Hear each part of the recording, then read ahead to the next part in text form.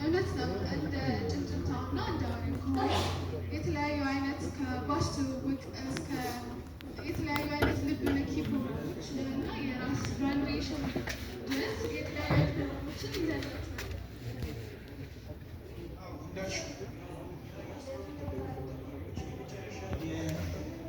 ትምህርት ዘመናችን እንደመሆኑ መጠን ዛሬ የመጨረሻ ትምህርት ዘመናችን የመጀመሪያ ፕሮግራም ላይ ለእኛም ለእናንተም በጣም የማይረሳ የሆነ ፕሮግራም ለማድረግ ተዘጋጅተን እዚሁ ተገኝተናል። እናማ ፕሮግራማችንን መጀመር ያለብን በክቡር በሆነ ቅዱስ በሆነው የአላህ ቃል በቁርአን መክፈቻ ነው የሚሆንልን። ስለዚህ ተማሪ አዲስ መስማን የቁርአን መክፈቻችንን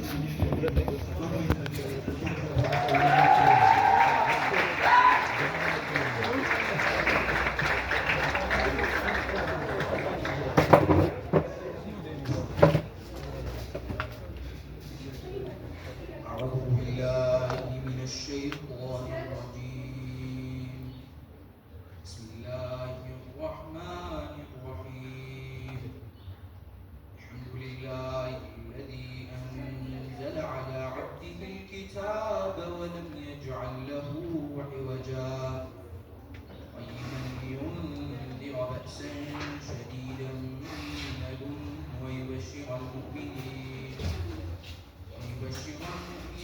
الذين يعملون الصالحات أن لهم أجرا حسنا ماكثين فيه أبدا وينذر الذين قالوا اتخذ الله ولدا ما لهم به من علم ولا لآبائهم كبرت كلمة تخرج من أفواههم إن يقولون إلا كذبا فلعلك باخع نفسك على آثارهم إن لم يؤمنوا بهذا الحديث أسفا إنا جعلنا ما على الأرض زينة لها لنبلوهم أيهم أحسن عملا وإنا لجاعلون ما عليها صعيدا جرزا أم حسبت أن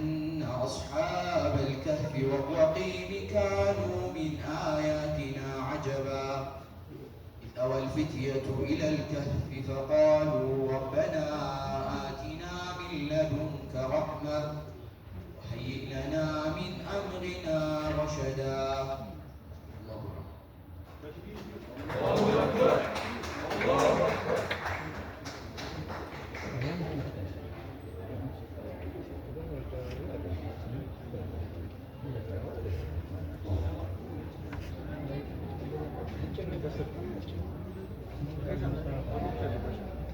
ما شاء الله ما شاء الله الله يجملك.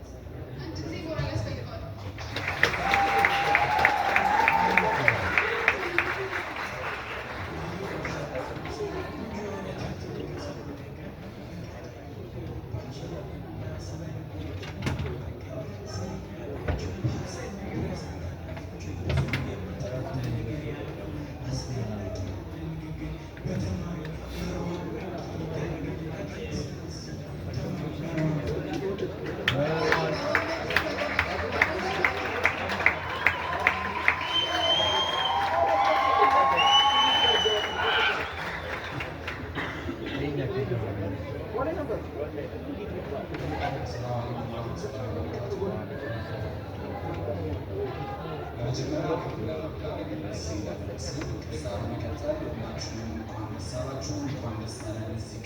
ለማለት እወዳለሁ። ከዛ በመቀጠል ያው ዛሬ 12ኛ ክፍል መልካም ጉዳይ እንደመሆኑ መጠን ስለ 12ኛ ክፍል የሆነ ነገር ልበላችሁ። 12ኛ ክፍል ሲነሳ ከቅርብ ዓመታት ወደዚህ ስለ 12ኛ ክፍል ከኢንትራንስ ጋር ብቻ ነው የምንያይዘው። ዋናው ነገር እሱ ቢሆን ዳሩ ግን ከዛም በላይ ነው።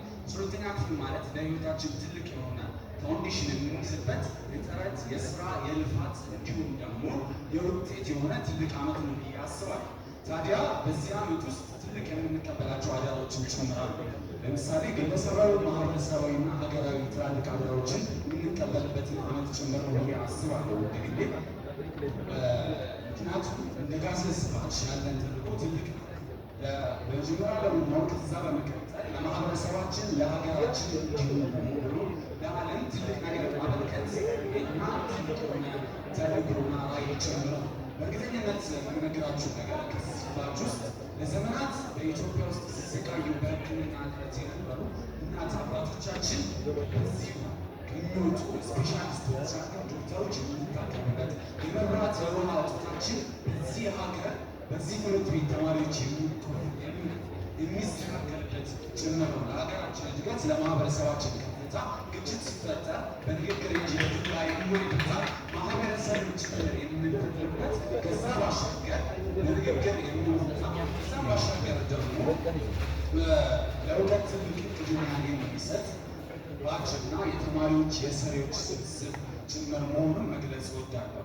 በመቀጠል ደግሞ እነዚህ ያልናቸው ትላልቅ ተልዕኮች ራዕዮች እንዴት ነው የምናሳካው ስንል ያለማብዛት ሁለት ነገራቶችን ሜንሽን ላድርግላችሁ። የመጀመሪያው ነገር ትልቅ የሆነ ጽኑ ፍላጎት ነው። ምክንያቱም ጽኑ ፍላጎት ሲኖረን ድረስ ለምንፈልግበት ቦታ በውጥን ቢሆንም ተራምደን ቢሆንም አሊያም በእርምጃ በታድ ቢሆን ዘግይተን ቆየን ዘገየን ይደርሳል። ያ ነገር ከኛ ይጠበቃል ብዬ አስባለሁ። ቀጣዩ ደግሞ የማይነት የማይቋረጥ ጥረት ነው ብዬ አስባለሁ። ለምንፈልገው ውጤት ለምንፈልገው ህይወት ከኛ ትልቅ ነገር ይጠበቃል ብዬ አስባለሁ። እነዛን ነገራቶች ከትናንትና ዛሬ ከዛሬው ደግሞ ነገ እያሻሻል መምጣት ይጠበቅብናል ብዬ አስባለሁ። በአጠቃላይ ካለፍን ተምረን ለሚመጡት ደግሞ አርአያ ሆነን አሪፍ ውጤት አስመዝግበን አሪፍ ሜሞሪዎች ይዘን እንደ ጋዜስ ባች ወርቃማ የሆነ ታሪክ ጽፈን እንደምናልፍ ጽኑ እምነት አለኝ። እጅግ በጣም አድርጌ አመሰግናለሁ። ጋዜስ ይጠይቃል።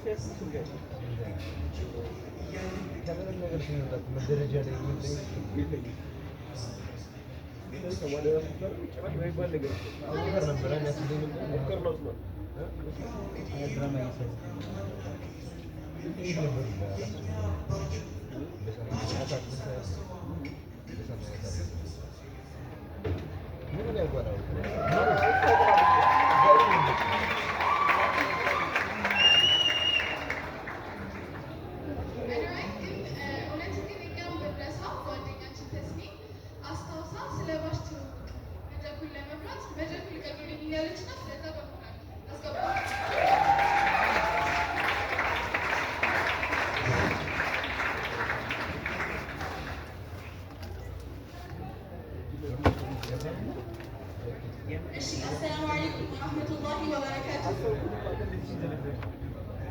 እንደምን አደራችሁ ውድ የኒኮላስ ኑሮ አካዳሚ ተማሪዎች፣ መምህራን እንዲሁም አስተዳደሮች እንኳን ደህና መጣችሁ።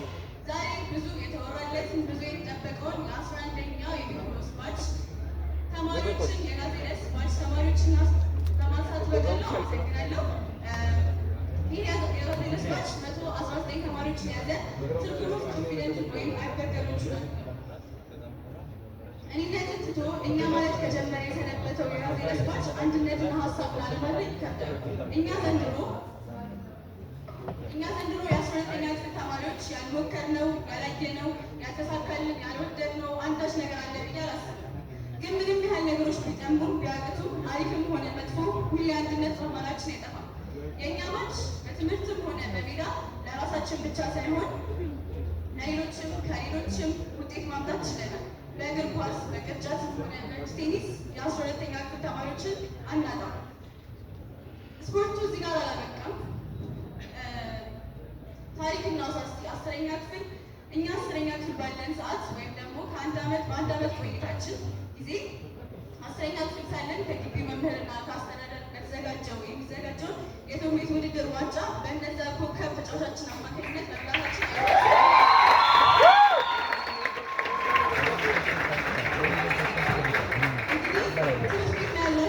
ትምህርቱ ላይ እንዴት ናችሁ ልትሉ ትችላላችሁ። በትምህርቱ እጅግ አስደማሚና የሚያኮሩ ውጤቶች በማምጣት እንታወቃለን። እስካሁን ዘስኩል የሚባለው ማዕረግ ወይም ሽልማት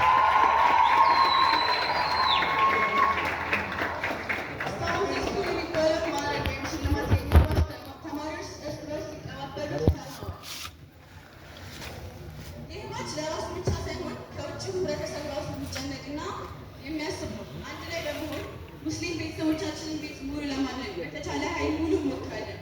አዝናኝና ውድድር በሞላቸው ሁኔታዎች ተከቦ የሌሎችን ቤት ለማድረግ ብዙ እንሞክራለን። ይህም ስራ ከዚህ በኋላ ለሚቀጥለው ለቀጣይ ለምትመጡ ታዳጊዎችና ሃይስኩል ተማሪዎች ኃላፊነት እንሰጣለን። ስለዚህ ጋዜለስ ማች ዛሬ በደንብ እንድታወቃችሁ ተስፋ አደርጋለሁ። አንዴ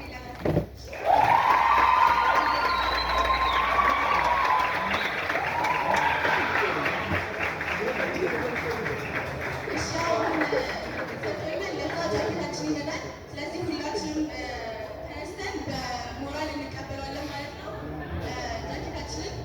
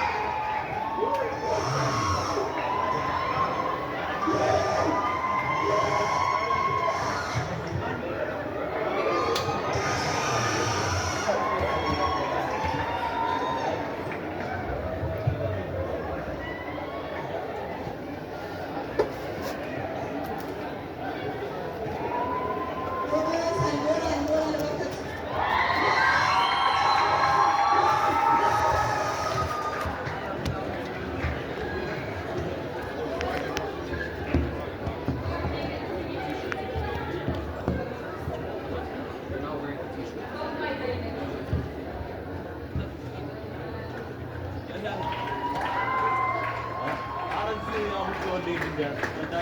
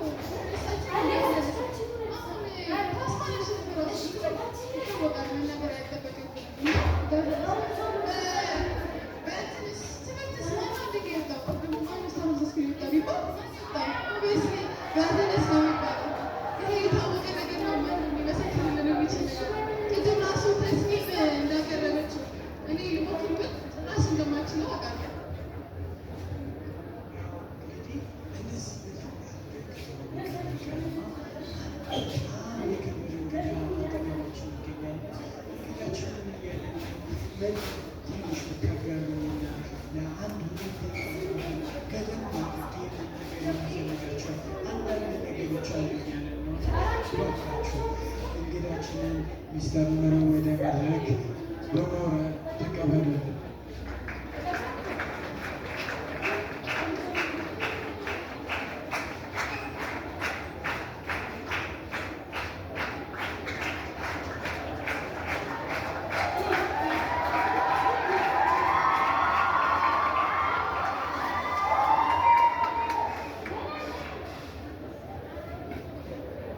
ሰላም አለይኩም ወራህመቱላሂ ወበረካቱ።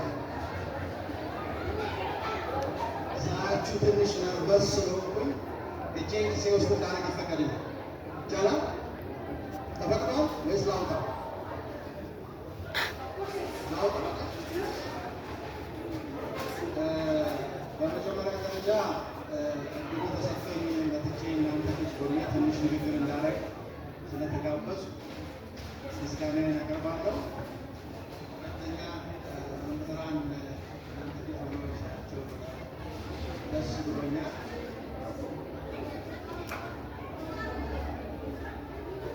ሶስተኛ አንድ ታሪክ ብቻ ነው የምነግራችሁ።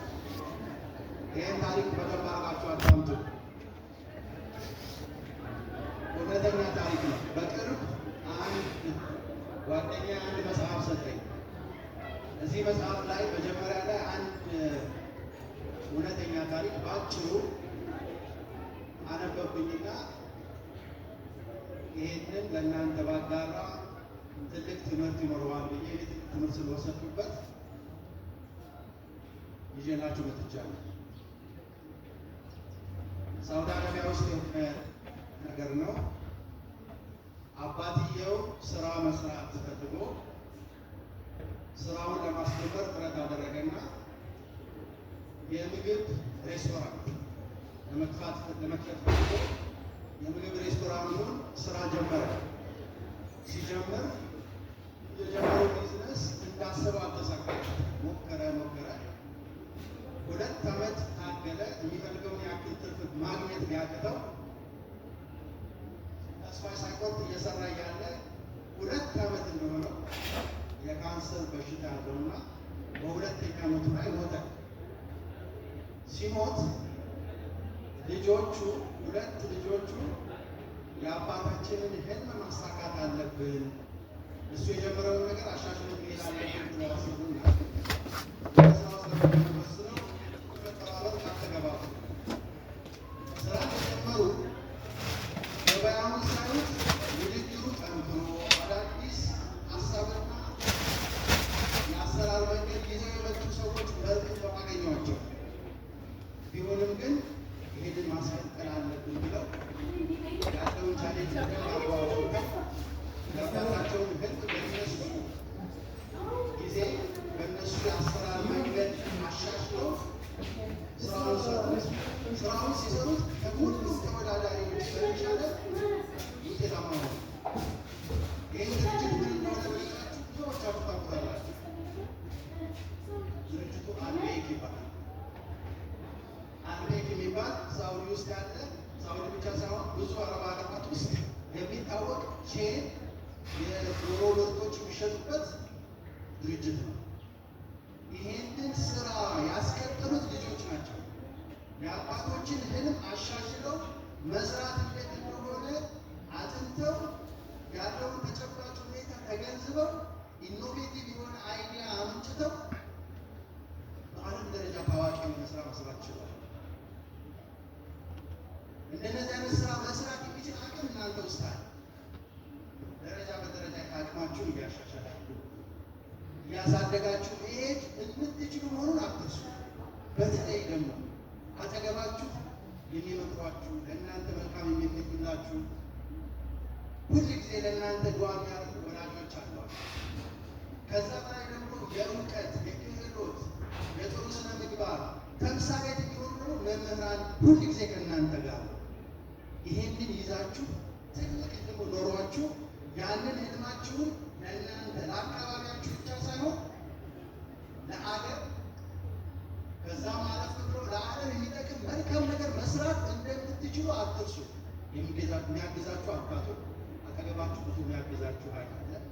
ደረጃ በደረጃ ዛሬ 12ኛ ክፍል ተማሪዎች ስም አውጥተው የደረሱበትን የእድሜና የእውቀት ደረጃ ሰለብሬት ለማድረግ ሲመጡ ከእነሱ በፊት የነበሩ ታላላቆቻቸው ምሳሌ ሆነዋቸው እነሱ ደግሞ አዲስ አቀራረብ ዛሬ እንደዚህ አይነት አቀራረብ ይኖራል ብዬ አልጠበቅኩም እና ትልቅ ዝግጅት አደረጉ። ይሄ ትልቅ እመርታ መሆኑ ትልቅ ኃላፊነት የሚከተሉ ትልቅ ኃላፊነት የሚቀበሉ በቀጣይ ትልቅ ስራ ለመስራት አንድ እርምጃ ወደፊት የሄዱ መሆኑ ለማስታወስ የሚያደርጉ እነሱ የታላላቆቻቸውን ምሳሌ ተከትለው ትልቅ ደረጃ ለመድረስ ተንቀሳቀሱ። እናንተም ነገ እዚህ ደረጃ ትመጣላችሁ። አገር የሚለወጠው የሚሻሻለው ማህበረሰብ የተሻለ የሚሆነው በዋነኝነት ኢኒሼቲቭ ወስዶ የሚሰራው ወጣት ነው። ሽማግሌዎች አበባ ያበረከትን ሰዎች እናንተ መስራት የምትችሉትን መስራታችን እኛ ሀሳብ እንሰጣለን፣ ልምድ እናካፍላለን፣ እንመክራለን፣ አቅጣጫ እናሳያለን። የምትሰሩት ግን እናንተ ናችሁ። ይሄን ለመስራት አሁን ተዘጋጁ። ትልቅ የሚኖራችሁ ትልቅ ስራ ለመስራት አስቡ። ስነ ምግባራችሁ የተሻለ አድርጉ። ውጤታችሁን ታሳምራላችሁ፣ ለእኛ ትጠርፋላችሁ። መልካምን ሁሉ እንድንመለከት እመኝላችኋለሁ። ለ12ኛ ክፍሎች መልካም የሃይ ስኩል የመጨረሻ የትምህርት ዘመን እንዲሆንላቸው እመኛለሁ። በዚህ አጋጣሚ እኔም መምህር ሆኜ ስለማቅ ይመስለኛል መምህር ሳይ ደስ ይለኛል። እስቲ ተማሪዎች ለመምህራን አንድ ጊዜ ሞቅ አድርጋችሁ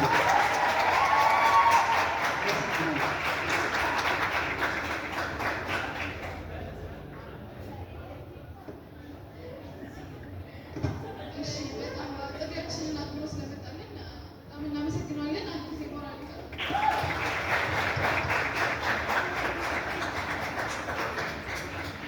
አንዳንድ ሜንሽን ካደረጋቸው ነገራቶች ነገር ሁሉ እኛም ኢንፍሉዌንሰሮችን ታላላቆቻችን ነበር። እኛም የእናንተ አርአያ መሆን እንችላለን። በጥሩ ነገር ስንበላሽም እናንተም ማስተካከል ትችላላችሁ እና አንድ ነገር ለመለወጥ የግዴታ ነገር መጠበቅ የለብንም። ሽንፈት ማለት ከውድቀት አለመነሳት ነው። ወድቀን የምንነሳ ከሆነ መቼም ሽንፈት አይደለም፣ ጉብዝና ነው እና ቅድም ተስሊም ስታወራ አንዳንድ እቃዎችን ይዘን እየገባን ነበረ እና ራሱ ከሆስቴ የት ሄደ ለሚለው ጥያቄ ራሱ መልሳለን። የ2018 ወይም ደግሞ 2026 የጋዘለስ ባች ጃኬት ሪቪው አሁን ሊቀርብ ነው። ተማሪዎቻችንን ወደ መድረክ ሞራል